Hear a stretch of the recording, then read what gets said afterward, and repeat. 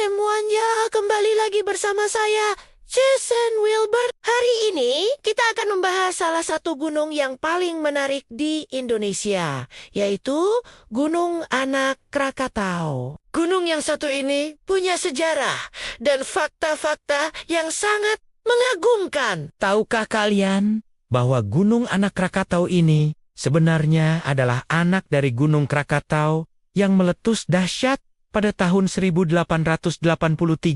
Letusan itu bahkan tercatat sebagai salah satu letusan terdahsyat dalam sejarah modern. Suara letusannya bisa terdengar hingga ke Australia dan dampaknya mempengaruhi iklim dunia selama beberapa tahun. Nah, yang lebih menarik lagi, Anak Krakatau ini mulai muncul ke permukaan laut pada tahun 1927.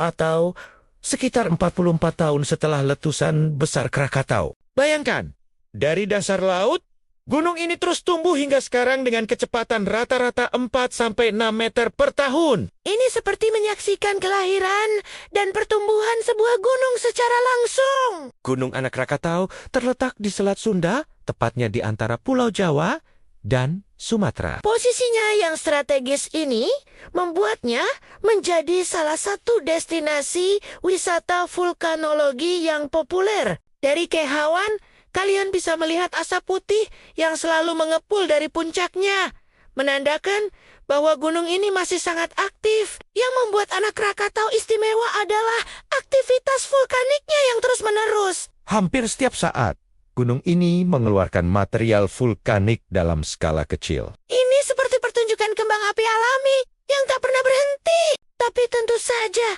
kita harus tetap waspada dan menghormati kekuatan alam ini. Berbicara tentang kewaspadaan, pada tahun 2018, Anak Krakatau mengalami letusan yang cukup besar yang menyebabkan longsor dan tsunami. peristiwa ini mengingatkan kita bahwa meskipun indah, gunung berapi tetap memiliki potensi bahaya yang harus kita waspadai. Tapi jangan khawatir, saat ini Anak Krakatau terus dipantau 24 jam oleh para ahli vulkanologi. Mereka menggunakan berbagai peralatan canggih untuk memantau setiap aktivitas gunung ini. Data-data ini sangat penting untuk memahami perilaku gunung berapi dan memberikan peringatan dini jika ada Tanda-tanda aktivitas yang membahayakan. Ekosistem di sekitar Anak Krakatau juga sangat menarik. Setelah letusan besar 1883, area ini praktis menjadi laboratorium alam yang menunjukkan bagaimana kehidupan bisa pulih setelah bencana besar. Sekarang, kalian bisa menemukan berbagai jenis tumbuhan dan hewan yang telah berhasil beradaptasi dengan lingkungan vulkanik ini. Untuk kalian yang tertarik mengunjungi Anak Krakatau, ada beberapa hal yang perlu diperhatikan. Pertama, selalu pantau status aktivitas gunung sebelum berkunjung.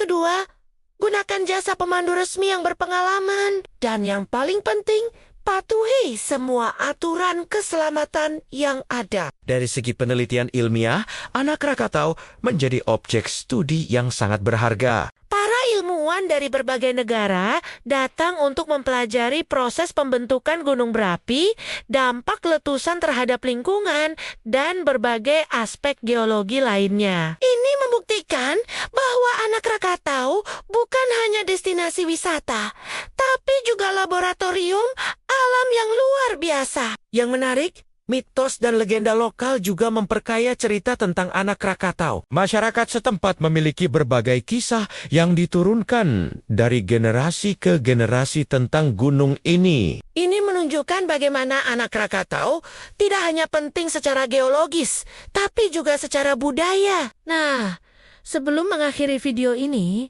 saya ingin mengingatkan bahwa keindahan alam Indonesia, termasuk Anak Krakatau, adalah warisan yang harus kita jaga bersama. Mari kita jadikan pengetahuan tentang gunung berapi ini sebagai pembelajaran untuk lebih menghargai dan menjaga alam. Sekian dulu video kali ini. Jangan lupa like, komen, dan subscribe untuk mendapatkan update video menarik lainnya. Sampai jumpa di video berikutnya. Saya Jason Wilbert, terima kasih sudah menonton.